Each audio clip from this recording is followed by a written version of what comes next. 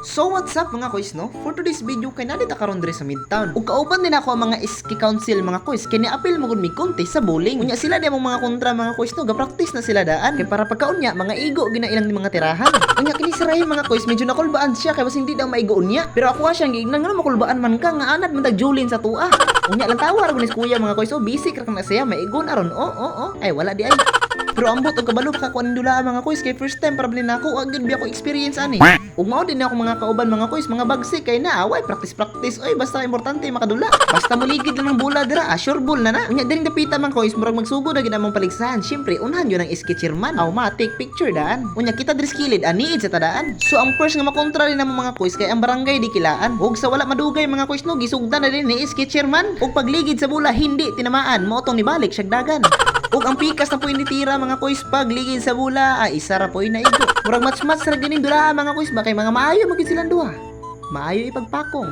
Di joke lang. Ug diri napita mga kois pero nakita nako silang duha nga na-improve ilang pagpaligid sa bula kay makaigo naman sila. Belan taw tan chairman ug unsay tirada?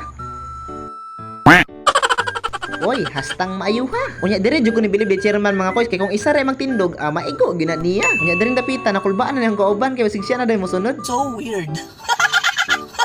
May din tapita mga kois, murag ako nagyumo tirada mga kois, lantawa ninyo ha tudluan ta mo unsay pag-proper sa pag-itsa sa bula. O di ba hagbong ang isa.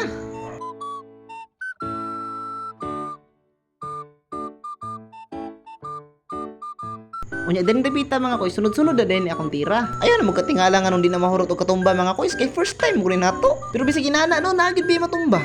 Ay syempre may magwagad ako sa Jolin maigo maginang gagmay nga lingin ipakahangastang dagkuha. Unya after sa pila ka tira mga kois, nakafeel ko bro binhod akong kamot mga kois no kay syempre nabaguhan mo ko tanin dulaa. Abi na ko ligid-ligid ra ning dulaan Sakit malinis bukton mga kois kay hasta man pud ning bugata. Pero dili na hadlang para mo surrender ta. Padayon ang dula hanggat kaya pa. Bahalag halos di na maigo sa bula. Ya diring tapita mga kois murag nakafeel jud kog sakit sa akong bukton kay latawar kung taga-tira ako di na gyud siya maigo. Murag gilain ako ba pero padayon ra gihapon oy. Talagsa ra biton ni man ni. Unya nahumanan na din ko mga kois so enjoy kayo labi kay katawa. Unya ni ang pamaol hastang sakita.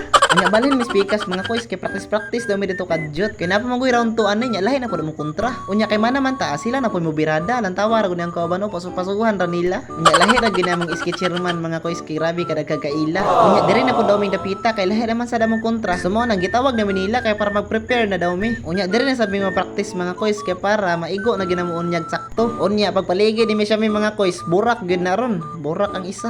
Unya gisundan dayon siya ni Robin pagtira. Awag kapayo ra gyud duha. Ngananem koy proper anak mga kois Una ko kag bola din ihapak nila. Di joke ra.